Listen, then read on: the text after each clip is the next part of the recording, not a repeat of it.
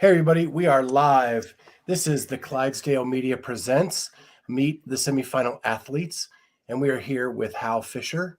Nice to see you, Hal. Nice to see you guys. Quick shout out to my sponsors, RX Smart Gear. Make sure you go to rxsmartgear.com, use the code Clydesdale15, get 15% off everything there. In addition, we are doing a new promotion with Mobility Movement. That's mobilitymvmnt.com. You get your first month free using the code Clydesdale Free Month. And you can check them out, the most complete restorative recovery program out there. And finally, our new sponsor, C4 Energy. You can go to c4energy.com, get 20% off everything in the store. The most tasty pre-workout, post-workout stuff. And that extends to their Extend line, BCAAs, protein, all of that. So go ahead and check that out at c4energy.com, code Clydesdale. Now we got all that out of the way. Hal, how you doing? I'm doing good. How are you doing? I'm doing great. So did a little research on you. This is your second semifinal. You did the MACC last year. Yes. Yep. And so you're going back to the scene of the crime with the Syndicate Crown there in Knoxville, Tennessee. Just a hop, skip, and jump from Nashville. I know it's great not having to, deal with all the flights and all of that. So, it's a little bit more laid back and a little bit less stressful, planning all of that. So you actually did pretty well last year. You took 15th at the MACC. What are you looking to do this year? Well, so last year, actually, the first night I ended up tearing my bicep, and then split my thumb joint in half. And so I was happy to be able to finish out the weekend, on a couple injuries. But this year, I've done a lot more training and, taken more advantage of, recovery and all of that. So I'm hoping to go in there this year and be able to stay healthy the whole entire weekend and, be able to, perform to the best of my abilities. So. And you grew up in Nashville, right? Yeah, born and raised here. And you go to CrossFit Trivium? Yes, I do. It's great. So you know Jamie Free? Good friends with Jamie. I've known him for years. He kind of took me under his wing actually for since I started CrossFit, and we've done a couple comps together. And he's been a big help in trying to develop myself as an athlete. He's helped me out a lot with that. So. Yeah, we've gotten a chance to know him working through the Masters Fitness Collective. So always a fun guy to hang out. Oh yeah, he's great. He's a great guy and beast of an athlete. He's I think he just qualified for the semifinals as well. So in his age group qualifier. So. Yeah, and so I want to talk about your fitness history. And you played a lot of sports growing up, but really kind of settled into a groove with wrestling. Yes. So I wrestled from the time I was about 4 years old till the end of my senior year in high school, and it was highly, pretty high level nationally, and I got a couple scholarships to go wrestling college, but I don't know, something didn't feel right. I didn't, I think I burnt myself out a little bit with how much I was wrestling. And, also I was recruited as a 126 pounder to wrestling college. So I didn't want to cut any more weight, I don't think. So kind of stopped with that my senior year, and then needed some sort of competitive outlet and found CrossFit. So this is what kind of blew me away. You wrestled at 126. And you are currently what? About 195. And do you feel more natural in this and fit in this at this weight? Yes. So when I was wrestling, I was obviously, with wrestling, it comes a lot of cutting weight, and I was walking around naturally at probably before the season around 155. That was my natural weight, but I was cutting down to 126. So it was pretty drastic weight cut there. And right now, after I finished wrestling, I realized that I was kind of messing my body up a little bit by doing that, and just realized that naturally I should be weighing, you know, around that weight or a little bit more. But I kind of buckled down with CrossFit and wanted to, get serious about it. And I feel 1,000 times better doing this sport and walking around at this weight than I did in high school. So Yeah, it's funny because we talked to a lot of female CrossFitters who were gymnasts who kind of went through the same thing. And I don't think the male CrossFitters get the publicity from wrestling to CrossFit with the cutting weight, because I think it is almost, and I don't want to rip on wrestling, but it's yeah, just not natural to be at those low weights. no.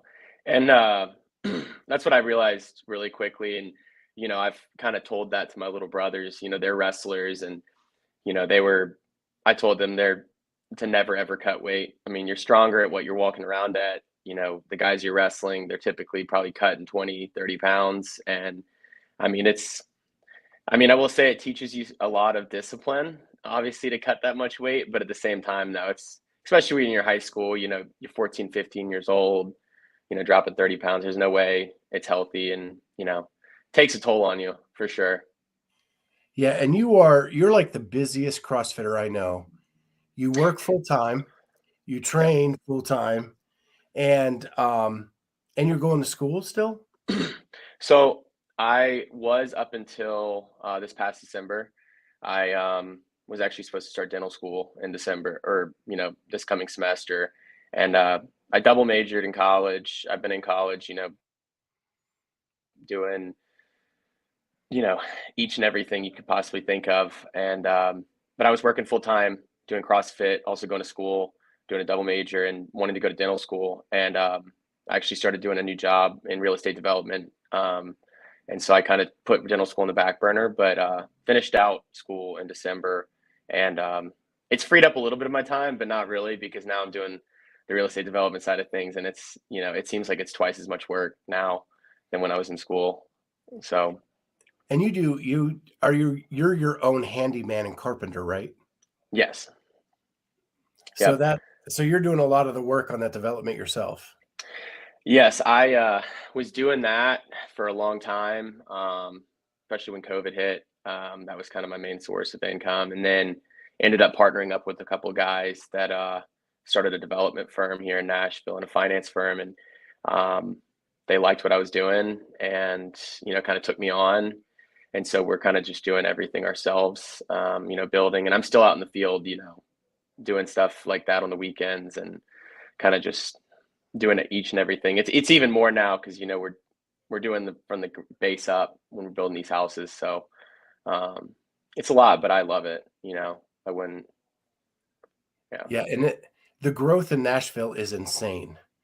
Oh, it's the best. I mean, it's the best industry to be in right now. If you're in Nashville, it's you can't find enough work. I mean, we're booked up.